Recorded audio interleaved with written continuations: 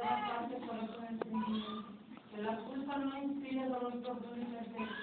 Habiendo puesto en adelante la salud del enfermo.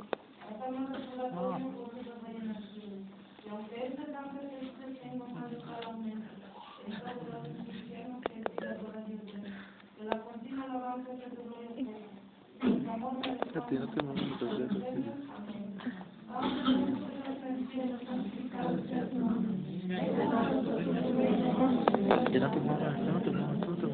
Danos nuestro pan de cada día, perdona nuestras ofensas como también nosotros perdonamos a los ofensores. No nos dejes caer en la tentación y líbranos del mal.